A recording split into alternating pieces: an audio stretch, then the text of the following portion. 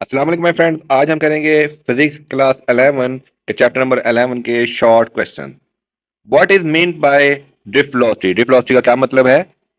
The average velocity acquired by the free electron, the average velocity acquired by the free electron of a conductor in opposite direction to the external applied electric field is called drift velocity. जो हमने opposite है direction to the external applied electric field, जो हमने externally electric field apply की है उससे opposite जो velocity होगी फ्री इलेक्ट्रॉन की, उसके अपोजिट जो वेलोसिटी होगी फ्री इलेक्ट्रॉन की, उसको हम कहते हैं ड्रिफ्ट वेलोसिटी। वेलोसिटी का यूनिट और ड्रिफ्ट वेलोसिटी का यूनिट दोनों का एक यूनिट है, वो है metre per second. Drift velocity का फार्मूला होता है 1/NEA। N stand for number of electron, E एक इलेक्ट्रॉन पे कितना चार्ज है, और यहाँ पे है ए फॉर एरिया, और ये वन है, सॉरी ये आई है, आई मीन्स करंट, और ये इक्वल होगा, आई बराबर होगा वी ओवर आर के, I is equal to V over R, के बराबर होगा। तो इस आई की जगह हम पुट कर देंगे फार्मूले में वी ओवर आर, ये दूसरा फार्मूला बन जाएगा ड्रिफ्ट वेलोसिटी का।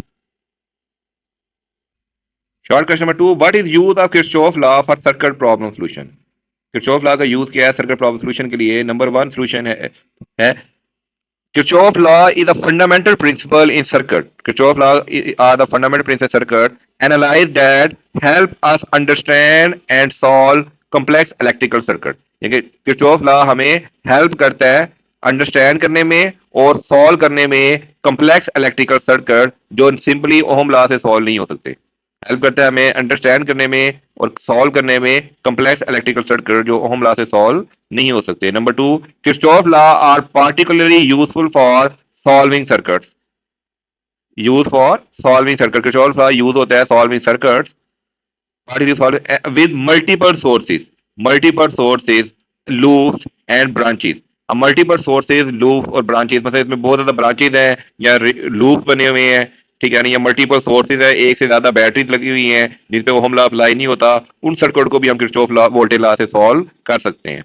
Third point, Kirchhoff law determine unknown parameter by applying the principle of conservation of charge and conservation of energy. Kirchhoff voltage law से हम अननोन पैरामीटर भी निकाल सकते हैं, जो पैरामीटर हमें नहीं दिए हुए वो भी निकाल सकते हैं। इसके लिए हम कौन से प्रिंसिपल अप्लाई करते हैं? Conservation of charge and law of conservation of energy, short number 4, define Kirchhoff current and Kirchhoff voltage law. इसकी चैप्टर में डेफिनेशन दी हुई है, मैं दोबारा रीड कर देता हूँ।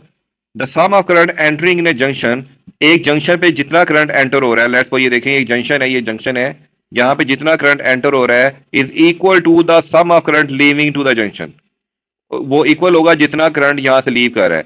Entering current is equal to leaving current in node और जंक्शन, एक जंक्शन में या नोड में जितना करंट आ रहा है उतना ही करंट जाएगा, तो टोटल समीशन ऑफ करंट जो होगा वो क्या होगा? Zero.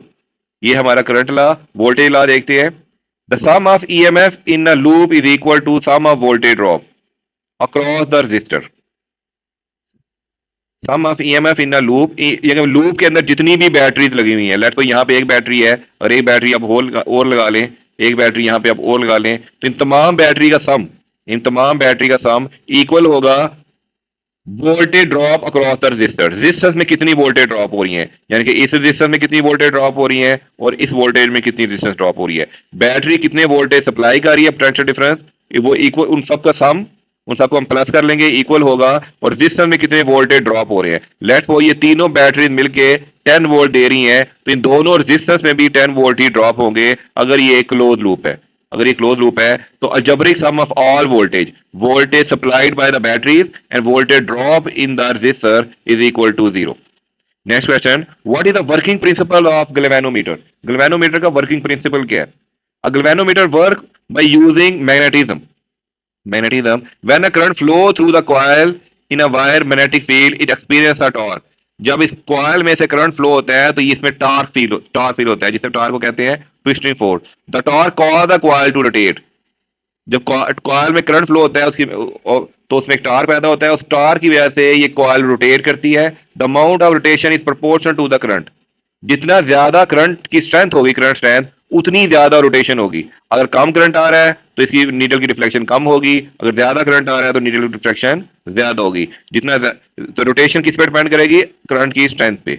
The more the current greater will be the deflection. अगर ज्यादा करंट आएगा तो डिफ्लेक्शन भी ज्यादा होगी।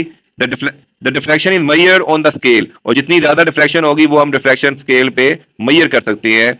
इंडिकेट द करंट मैग्नीट्यूड, और जो हमारी डिफ्लेक्शन हुई है यहाँ पे ये करंट का मैग्नीट्यूड मार्क होगा, उसे हम करंट का मैग्नीट्यूड हमें इंडिकेट हो जाएगा। और एंड द डायरेक्शन भी इंडिकेट हो सकती है, यानी कि अगर ये ग्लैनोमीटर का जीरो सेंटर में है तो ये पॉजिटिव में भी रोटेट कर सकता है और फिर नेगेटिव में भी रोटेट कर सकता है। कुछ ग्लैनोमीटर ऐसे होते हैं जो बोथ साइड रोटेट कर सकते हैं, जो करंट की डायरेक्शन भी बताते हैं। नॉर्मली ग्लैनोमीटर एक साइड पे होते हैं, लेकिन कुछ ग्लैनोमीटर दोनों डायरेक्शन इंडिकेट करने के लिए भी डिजाइन किए जाते हैं। शुक्रिया माय फ्रेंड्स। पीएम आनिला, जाते जाते हमारे चैनल को सब्सक्राइब कीजिएगा, अपनी प्रॉब्लम हमारे कमेंट्स बॉक्स में लिखेगा। इंशाल्लाह ताला हम मजीद चैप्टर और मजीद सब्जेक्ट की वीडियो इस पे मजीद अपलोड करेंगे। मे भी जब आप ये लेक्चर सुन रहे हो हमने वीडियो अपलोड भी करनी हो। पीएम आनिला, अल्लाह हाफिज।